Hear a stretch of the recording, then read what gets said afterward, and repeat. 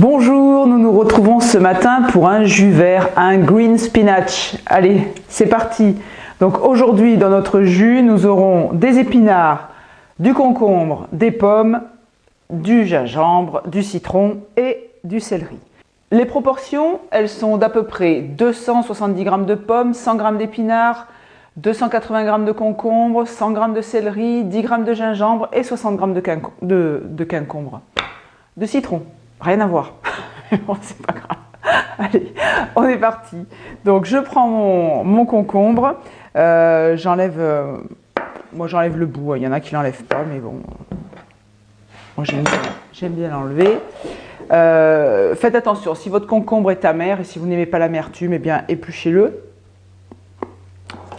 Celui-ci est très amer et personnellement, je n'aime pas l'amertume. Pas encore, il paraît que ça va venir, mais pour l'instant, c'est pas le cas. Donc, j'épluche mon concombre. Hop.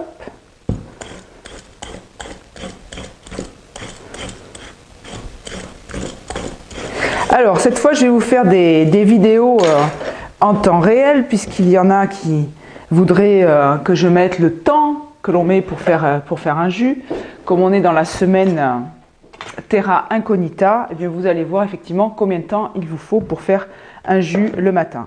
Je vous montrerai également comment on prépare à l'avance ces quantités de fruits et de légumes pour le matin ne pas être en retard au boulot pour ceux qui travaillent. Alors je coupe donc mon petit concombre en bâtonnet, je prends mes pommes, j'enlève j'enlève la queue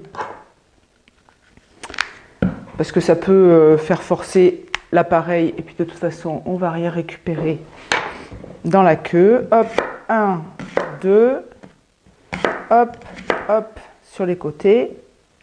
Allez, encore un petit coup. Ma deuxième pomme.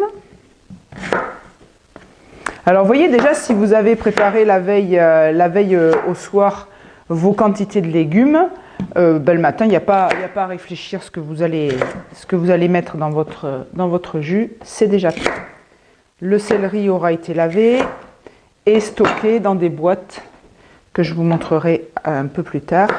Là, on va enlever un petit peu je vais enlever un petit peu de peau de citron. Je vais en enlever la moitié sur les deux morceaux. Voilà, celui-ci, je le laisse entier, avec la peau. Quand je dis entier, c'est avec la peau.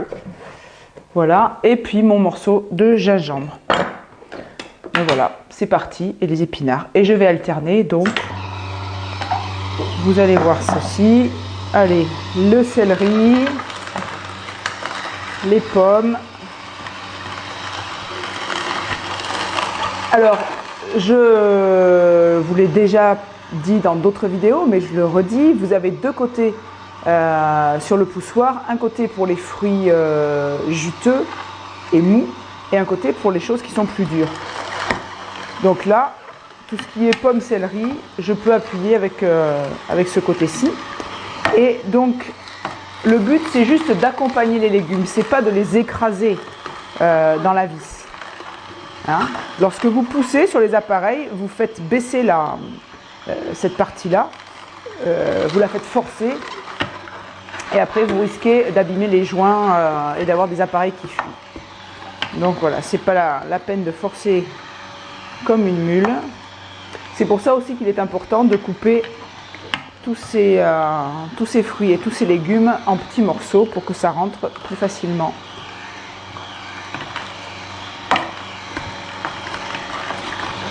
Allez, on va mettre un petit peu de verdure.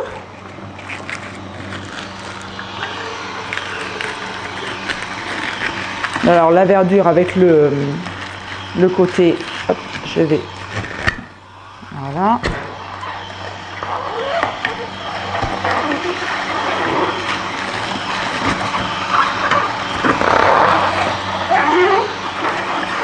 Alors dès qu'on utilise du concombre, hein, c'est vrai que c'est un bon rendement, parce qu'il y a beaucoup d'eau. Et les pommes en ce moment, c'est le début de la saison, donc elles sont également très juteuses. fin de saison, elles deviennent farineuses et souvent on sort plutôt de la purée que du jus. Alors ces épinards, ils ont été achetés il y a une semaine. Je suis allée faire les courses au marché dimanche dernier et j'ai stocké toutes mes verdures dans des boîtes que je vais vous montrer tout de suite dès que j'ai fini le jus. Et franchement, ça n'a pas bougé. Alors cette façon de stocker, bien sûr, c'est pour les gens qui travaillent, les gens qui sont pressés. Autrement, bien évidemment que si vous n'êtes pas contraint par le temps, l'idéal c'est de cueillir, ou d'avoir les produits extra frais, direct sortis du marchand ou du producteur. Voilà, notre jus est terminé.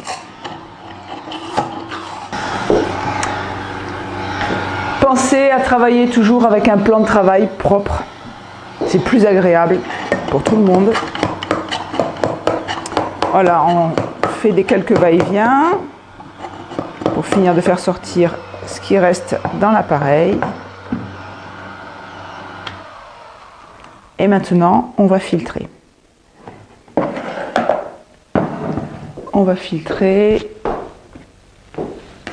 Hop, j'attrape ma passoire.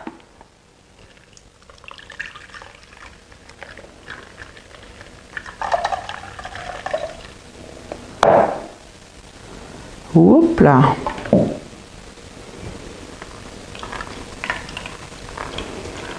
Voilà.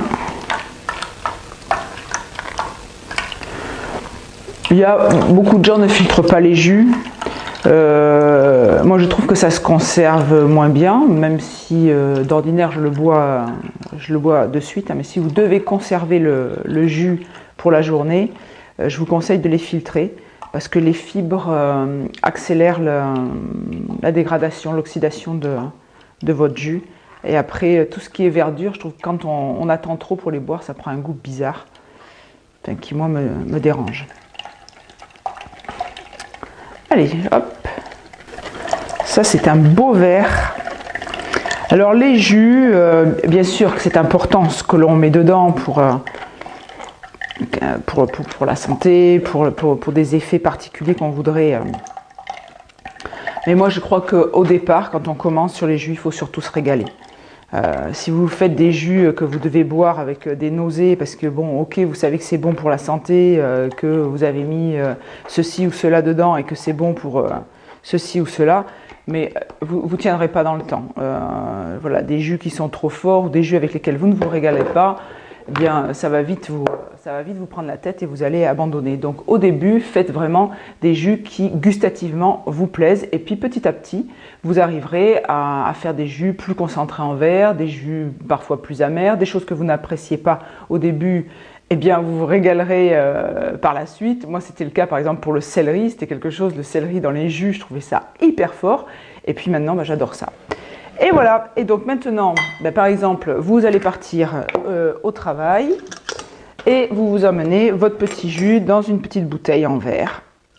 Voilà, donc on remplit sa petite bouteille à ras-bord. Hop, on ferme sa bouteille. Le reste, on se le boit. Voilà, normalement, voilà, c'est du pile poil. Les quantités de légumes et de fruits que je vous ai données sont pour réaliser un demi-litre de jus. Donc là, j'ai mon verre de 250 ml et j'ai ma bouteille et je goûte.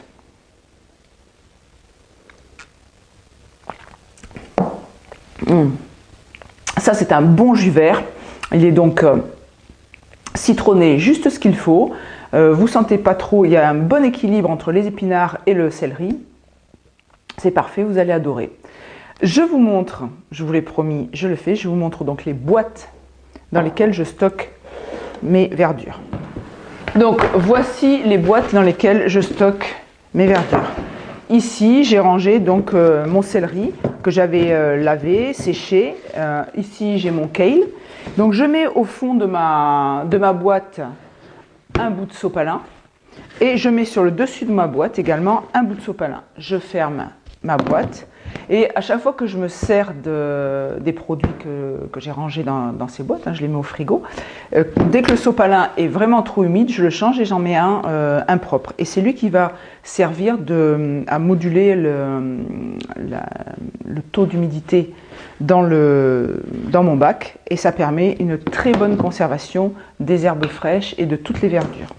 J'ai fait pareil ici. La stagiaire qui a oublié son bac à un stage régénère le reconnaîtra peut-être, c'est moi qui l'ai récupéré. Et donc là-dedans, je mets mes épinards. Vous voyez, c'est pareil, ces épinards ont une semaine et ils sont restés absolument nickel. Donc pareil, j'ai un sopalin au fond là que je vais changer parce qu'il commence à être bien humide. Je mets un sopalin dessus et je stocke ça au frigo. Donc, pour faciliter la vie aux gens qui travaillent, eh bien, le dimanche, lorsque vous avez fait vos courses, vous rentrez, vous stockez toutes vos verdures comme ça, propres, dans des bacs, vous rangez ça dans le frigo, vous voyez bien les couleurs quand c'est rangé comme ceci dans votre frigo, vous voyez bien ce qu'il y a dedans, on prend, on puise et ça, on va dire, ça fait gagner quand même énormément de temps. Voilà pour les boîtes en plastique. Ces boîtes, non, je ne vais pas vous dire le nom parce que j'en sais rien. Ce format de boîte là sont des boîtes professionnelles. Je ne connais pas la marque. S'il y a marqué Cambro dessus. Et ce sont des boîtes que je trouve dans des magasins qui s'appellent la Bovida. Je sais qu'il y en a dans toutes les grandes villes de France. Il y a plusieurs tailles. C'est bien pratique. Il y a 3 tailles par gabarit, des hauteurs, des cubes, des longs, des carrés. Ce sont vraiment des super boîtes à avoir pour stocker nos verdures et nos fruits. Je vous dis à très vite. Bonne journée, au revoir.